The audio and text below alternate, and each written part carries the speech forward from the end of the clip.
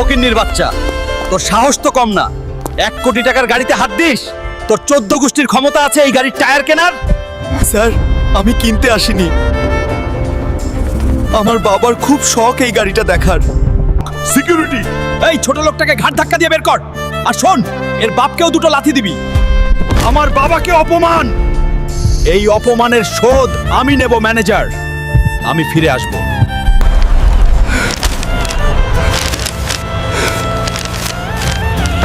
তুপুরি জঙ্গল থেকে যে নীলমণি আনতে পারবে তাকে 20 কোটি টাকা পুরস্কার দেওয়া হবে। 20 কোটি টাকা? এই টাকা দিয়ে আমি ওই শোরুমটাই কিনে নেব। কিন্তু ওই জঙ্গলে তো আজ পর্যন্ত কেউ ফিরে আসেনি। বাবার অপমানের প্রতিশোধ নিতে আমি জমের দুয়ারেও যেতে রাজি। এই জঙ্গলের ভিতরে হাঁটতেই তো ভয় করতেছে, না জানি সামনে কোনো বিপদ আছে। আমার মনি নিতে এসেছিস? আজ তোকে পুড়িয়ে ছাই করে দেব। এর শক্তি তো অনেক বেশি। আমি তো হেরে যাচ্ছি। বন্ধুরা, আমি হেরে গেলে বাবার অপমানের শোধ নিতে পারবো না। তোমরা কি চাও ওই অহংকারী ম্যানেজার জিতুক? না চাইলে জলদি ভিডিওতে একটা লাইক আর সাবস্ক্রাইব করে আমাকে শক্তি দাও প্লিজ। ধন্যবাদ বন্ধুরা। এবার দেখ আমার পাওয়ার। Hulk smash. ম্যানেজার, আমি আসতেছি, তোর খবর আছে।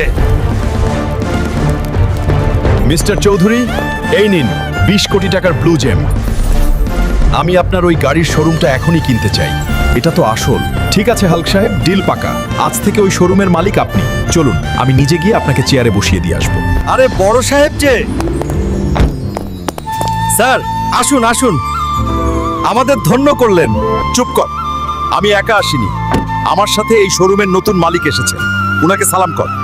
তুই, ওই ভিখারি, তুই আবার এখানে এসেছিস? বড় সাহেবের গাড়িতে ওঠার সাহস পেলি কি করে? সিকিউরিটি, কার সাথে কথা বলছিস জানিস? ইনি হাল্ক সাহেব। আজ থেকে এই শোরুমের মালিক আমি না, ইনি। কি রে ম্যানেজার, 1 কোটি টাকার গাড়ি কেনার ক্ষমতা নেই বলেছিলি না? এখন তো পুরো শোরুমটাই কিনে নিলাম। স্যার, আমাকে মাফ করে দিন। আমার ছোট ছোট বাচ্চা আছে স্যার, আমার চাকরিটা খাবেন না। ঠিক আছে, তোর চাকরি থাকবে, তবে ম্যানেজার হিসেবে না। এই নে ব্রাশ। আজ থেকে তুই এই শোরুমের বাথরুম পরিষ্কার করবি। আর হ্যাঁ, রোজ আমার বাবার জুতোগুলোও পালিশ করে দিবি। যা, কাজে লাগ। নেক্সট ভিডিও মিস করতে না চাইলে এখনই সাবস্ক্রাইব করে বেল বাটন বাজিয়ে দাও।